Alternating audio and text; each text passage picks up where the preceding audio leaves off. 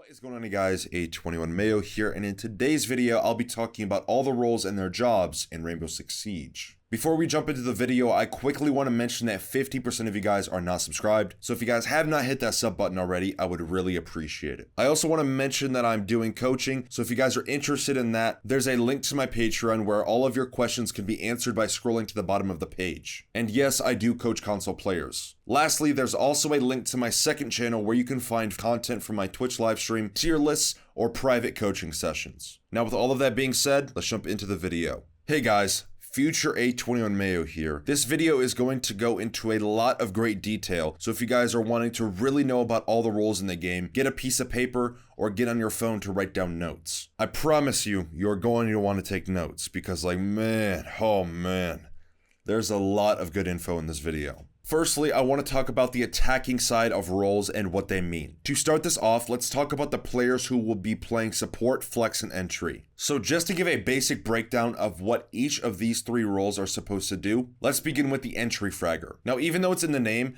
fragging does not mean that's what their job is primarily. What the primary focus should be from an entry fragger is to take map control, not hunt for kills. Usually you'll see an entry fragger droned in, but more on that later. For right now, let's focus on entry fragging. As I said, this role's name is not their intended purpose. Their main goal should be to take map control, or to have that first step into the map granting the attacker's map control. The reason an entry fragger is named what it is, because most of the time, the players who are playing this role will usually be the first person who takes the first few gunfights during a round, which is why it's called entry fragger. This is why you see highly skilled players with a lot of gun skill and confidence playing this role, because if they do need to take that gunfight, they will need that mechanical skill to allow them to deal with whoever is in their path. Now, the next common role you might hear is flex, and this role is pretty self-explanatory. The players in this role will be the ones who will adjust their operators around the enemy to better suit the team's needs. The flexibility of the player on a large pool of operators can really help the team if they need to bring someone in specific during a round. Now, lastly, the support role.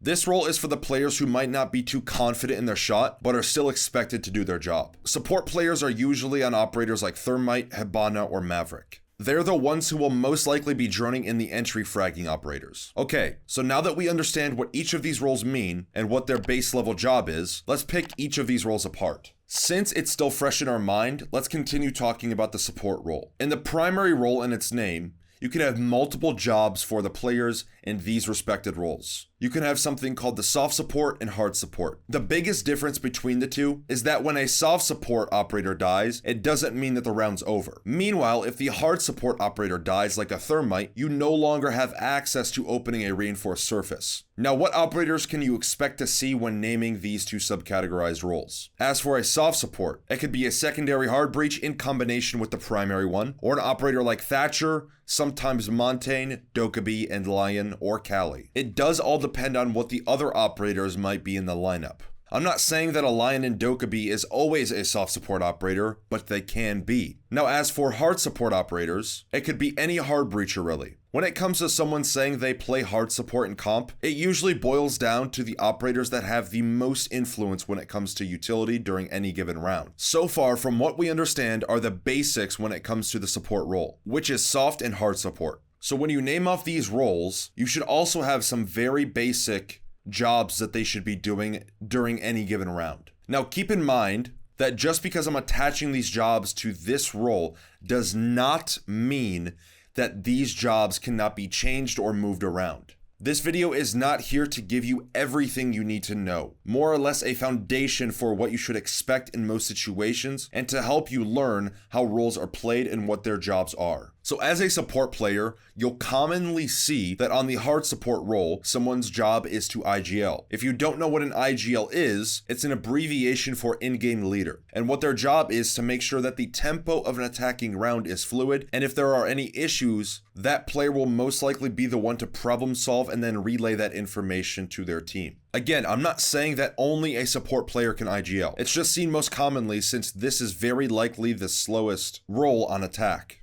This way they can think clearer with less stress from gunfights or being closer to the front line the whole round. Another job you might commonly see for a support player is being the primary planter. I'm going to use a player here as an example. Some of you might know the name Goga, a pro player currently for Vitality and also known for playing on G2 in the past. He's known as one of the best support players in the world, with his ability to go from planting 1 second to getting a 3-piece in the blink of an eye. And the role that Goga primarily plays is support. But keep in mind what I said earlier. Just because someone is on support doesn't mean that they are also an IGL. These jobs can be moved around to different players depending on how comfortable they feel or for other reasons. Same thing applies to Goga. Just because he plays hard support most of the time does not also mean that he's an IGL. Make sense? One last and final thing when it comes to support players is them being the primary droners. So you know how I said earlier about an entry fragger being droned in for map control? Well, this is where it applies. Since a support player and operator is so important, and if they die, it could have a massive impact in how a round is played.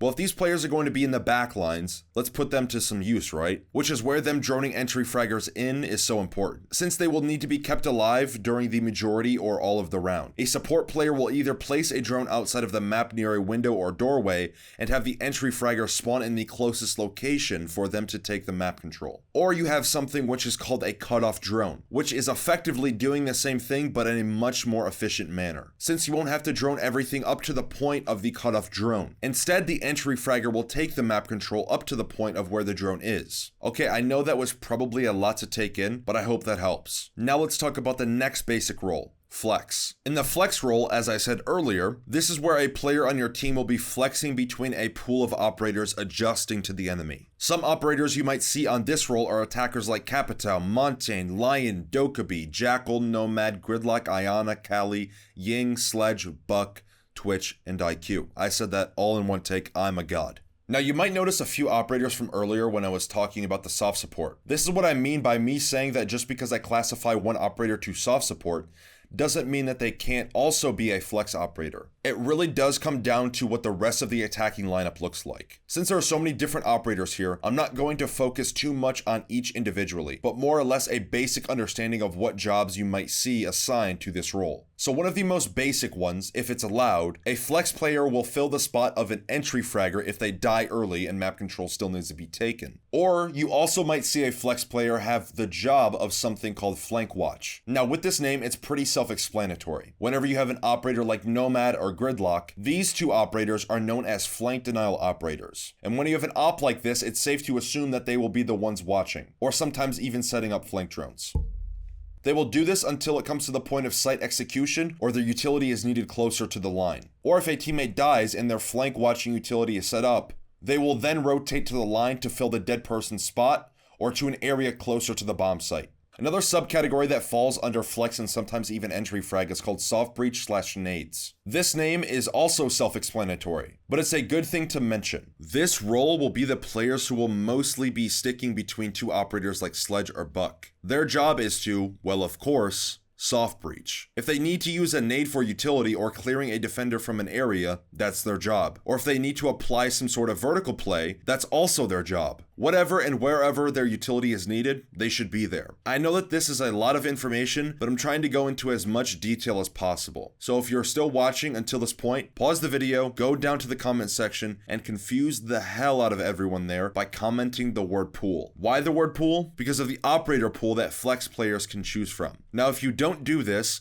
you're only going to be able to attach a red dot to all of your guns for the rest of your life. We got a deal? Now that we have talked about the macro and micro lens versions of support and flex and everything that falls under it, let's finally finish up with the entry fragger role. When it comes to entry fragging, it's important that you approach it with the right mindset. As an entry, understand that your main goal that you're going for is map control. And in the process, you're going to have obstacles, which are the defenders. So you have to do whatever it is in your power to get rid of these obstacles to grant you access to your primary goal, which is map control. So once you understand that, let's bring some operators in and break this down more. What operators you can expect to see on the entry role are operators like Ash, Zofia, Sledge, Buck, Twitch, and IQ. Again, it does come down to your team's composition as well. There are two different kinds of entry fraggers, the primary and secondary entry fraggers. The difference between the two can be a multitude of things. It could be who has the most important utility, who's more confident with the entry, where they're attacking from, and many other reasons. But from my experience in watching other Pro League players, it mainly boils down to utility. Since if you're on the entry role, you should already be confident in your shots. But anyways, I want to bring up another Pro League example. So if you look at the team SSG, you'll primarily see Fultz as the primary entry frag, while the other player Rampy on the secondary entry will be playing an operator like Sledge or Buck that is from the flex category. This is from my experience watching them play. It could all change, who knows? But from what I've seen from watching them, this applies most of the time. Alright, so now that I've explained everything to the best of my ability without making anything too specific, let's move on to the defending side of the game and its roles. So to start us off, let's go over the basic roles like we did on attack, and then break them all down. To begin this breakdown, let's first look at the most basic role, information. This role is primarily there to give you intel for you and your team to react off of and position yourself around the bomb site or map. I'm sure some of you might know what operators I'm talking about, but for the people who don't, I'll give you a list. Ops like Valk, Maestro, Echo, Mira, and Pulse. Now you might realize that I'm missing Mozzie in that list, and yes, he is missing for a reason. I don't consider Mozzie an intel operator until he has intel. I'm talking about ops that if you bring them, you are 100% going to have gadgets that you can use to grant you access to information around the map. Mozzie does not guarantee intel every round like Valk does.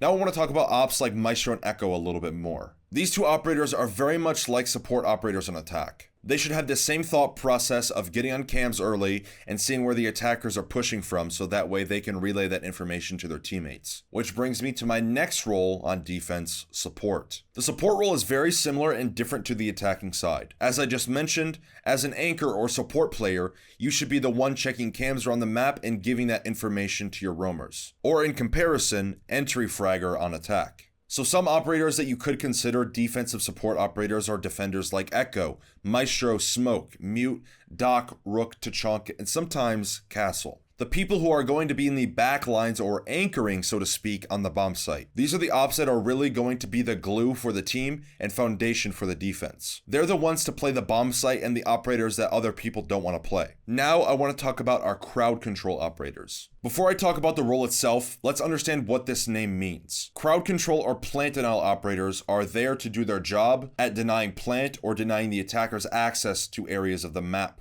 or stalling them, so to speak. You can expect operators like Tachanka, Smoke, and Goyo in this role. Now Goyo not so much, as you rarely see his fire shields as actual plant denial, but you will definitely see it in front of a doorway or a window to crowd control or keep the attackers at bay from allowing them to walk into sight. These are some of the most important operators in the whole lineup, as they act as a safety net for the defensive team to not allow the attackers to plant where they want. And if they die, it will have a severe impact in how a round is played on defense. And moving on to one of the last roles in the video, our burn operators and or role. This role is for the people who love playing operators like Jaeger, Wamai, and Aruni. You heard me right, Aruni. If she places her traps in the right locations, she can definitely be a burn operator very much like Jaeger. She becomes even more influential when she's combined with a Jaeger or Wamai, or even both. Now when it comes to these operators, you will often see them also be the roamer or flanker if it's needed. Which brings me back to the intel role of getting on cams and feeding that info to the roamers so that way they can adjust their positions accordingly. Now when it comes to roamers, Wamai doesn't necessarily fall under this category since he is actively generating magnets during a round, but if it's needed, he can still flank or leave the site when it's appropriate. These operators are primarily going to be pushed up further than the rest of the team since they can afford to die and not use utility. But I'm not saying it's okay for you to die. What I mean when I say afford is, when a Jaeger dies, all you lose is a gun and a body. Meanwhile, if a Smoke dies, you just lost a body in all 3 smoke canisters. Speaking of dying, let's talk about the second to last role on this list, roamers. The roaming role is misinterpreted on the same level as the entry fragger. As a roamer, you are not there to get kills, the same way an entry fragger isn't either. As a roamer, your primary focus should be to waste time. I would much rather have someone waste 2 minutes on a roam than for someone to get an early pick on an Ashe and then rotate back sight in under a minute. In the process of you hitting the roam, you should be trying to shoot as many drones as possible without exposing yourself to dying.